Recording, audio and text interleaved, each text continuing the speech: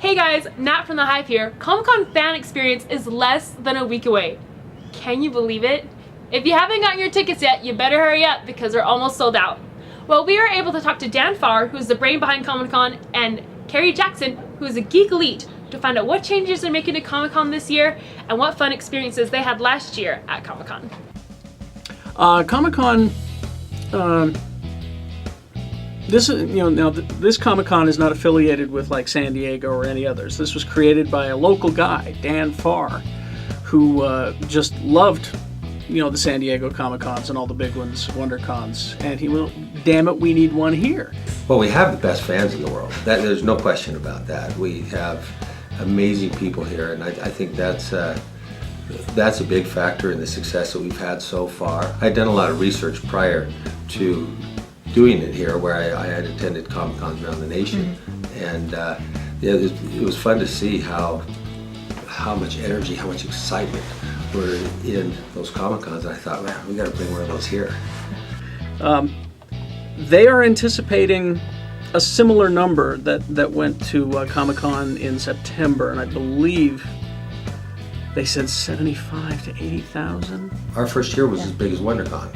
So, but you got the San Diego Comic-Con, which is the I guess the Mecca, and then you have New York Comic-Con. Well, New York Comic-Con, their first year they had 35,000 people attend. We had 75,000. I love watching the people. That's my favorite thing, is watching the people, whether they are enthusiastic cosplayers and they wear these amazing costumes, or just people as they meet like the celebrities or the artists, the people that they've admired for a long time from a distance, and have that opportunity to meet them. I like to sit back and watch that experience take place, and I kind of live that experience vicariously through them. As somebody's meeting William Shatner for the first time, and they used to watch the Star Trek series with their dad or grandpa or whatever it may be, and sometimes people come to tears when they have those meetings, because it touches that part. It's like they're brought back to their childhood when they had that experience with a parent or a grandparent, and I love to see that surface. I love that it's here and not in. I love that it's here in Salt Lake. I really do, and I also love that it's a chance for people who may not ordinarily let their geek flag fly 24/7, as I'm allowed to in my job. A lot of people aren't allowed to. And they get to, for a whole weekend, meet like-minded people. We choose the celebrities in a lot of different ways. One of the things I like to do is to attend different Comic-Cons around the nation, and I watch and I see who is a big draw, which celebrities are fun and interactive. One of the biggest things we've done recently is, well, we've always elicited feedback from the community, from the fan community, on who to get, but recently we did a poll, and Nathan Fillion topped that list.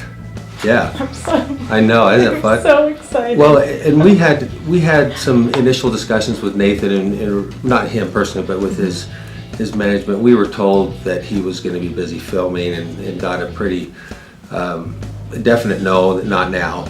And but when the fans came out and voted him number one, and it was a pretty free form. It wasn't like we stacked the deck or anything.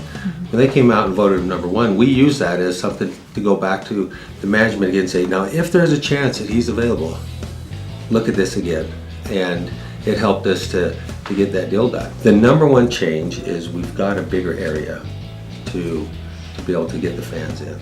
And that includes a much better line control system. So my goal is to not have people waiting outside the building. This year they are more prepared. They are anticipating. They're making arrangements. More volunteers, more security, easier access to tickets. We want to make sure that people are not waiting in the lines to get into the event. If you miss one event, like if you would have missed last year, you would have missed Stan Lee showing up at the last minute. How do you replicate that again? I'm not saying we won't ever get Stan Lee back again. We probably will. I think as long as he's still doing conventions, ours was one of his favorite conventions to do. And so I would, but that first experience of him coming out, and when he did that panel, it was so much bigger, so much more energetic than anything he's seen at a convention. His manager was just, he had his phone and he was up there just taking pictures, and he turned around and looked at me and says, "Can you believe this?" He says, "I can't, this is amazing." You know, just because the fans, there was 3,500 fans in this room, which you don't see that at the regional Comic-Cons. You may see if he comes out in a big room in San Diego. But even that, I don't even know if that they have the seating capacity that we had, and it's even going to be bigger this year. Really, I mean, ultimately, it's the fans that fund this. It's the fans. It's the fans that make it so that we can continue to bring out the great celebrities that we bring out. And if people watch how our events grow, they'll see we'll announce a few people to start with, and then we start adding as we go. Well, so much of that is driven by the ticket sales. And as people come in early and they buy tickets, then we're going to bring in more celebrities because the ticket sales are strong enough that we can support it. And so that's really really it's the fans that fund this in the long run. There's nothing I can say that will encourage you to come to Comic-Con. You know in your heart whether you'll be there or not.